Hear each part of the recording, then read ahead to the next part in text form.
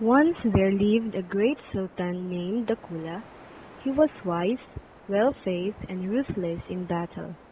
But he had the most beautiful woman in his harem. Of course, someone had to stand out from among the colorful flowers in his garden. One caught his eye, the white flower, Sumping Pote. She stood out from the rest as the most beautiful being of all creation, at least in the eyes of the mighty sultan. She was the only one right in front of him. This infuriated the rest of his harem. They didn't want this. In the end, the sultan decided to get rid of his harem to be with his one true love. The love the two shared was no compare. Days passed, and many rulers began to recognize the significance of this great lord of the south.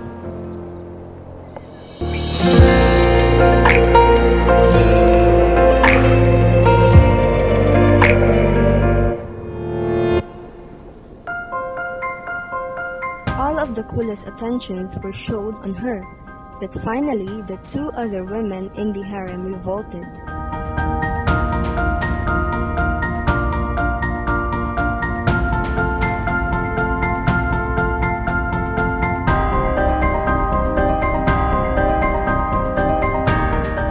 Dakula abolished his harem and took Sumping Pote as his sole wife.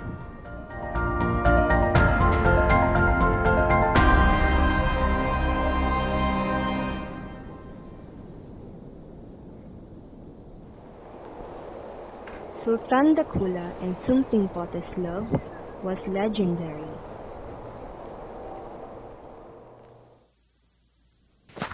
Yet, it would be tested by the arrival of a young prince named Wata, seeking to negotiate for a treaty of commerce with the Sultan.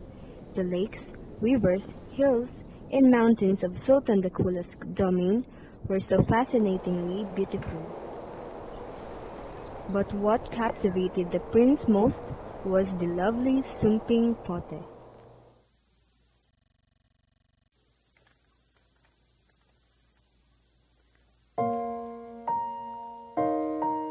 The Sultan could not leave. Something bothered him.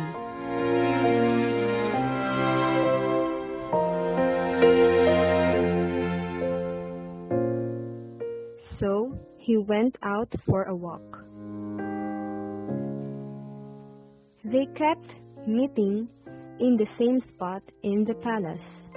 They would watch the sunrise and set each day. Soon the princess fell for the prince. As the Sultan is taking for a walk, he reminisced his memories with Sumping Pote.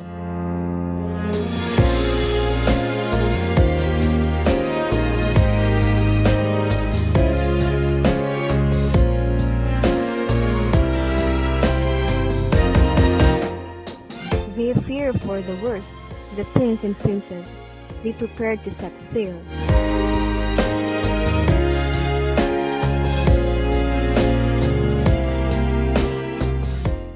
But the Sultan saw them.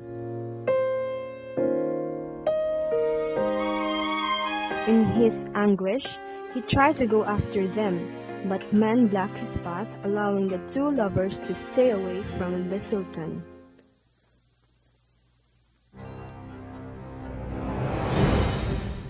One day, there was a fierce battle of both clans.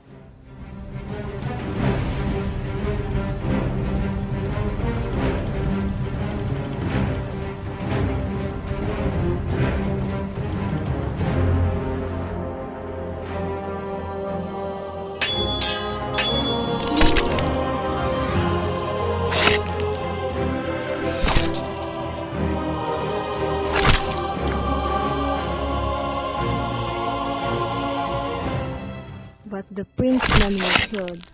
Only the lives of the prince and Sumping Pote were spared. So he decided to sentence the two who have shattered his soul. The princess begs for his life to be spared.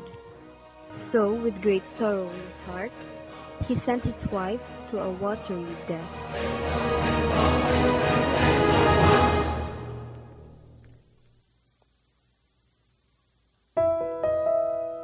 And so, it was that prince who built a large monument for the entire world to see.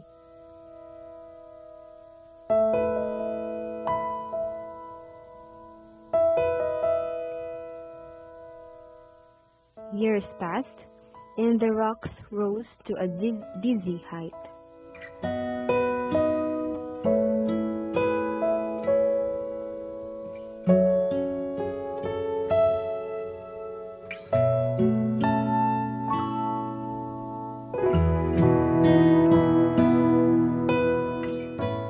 And one day, the prince, now a very old man, dropped dead on top of the mountain he had built.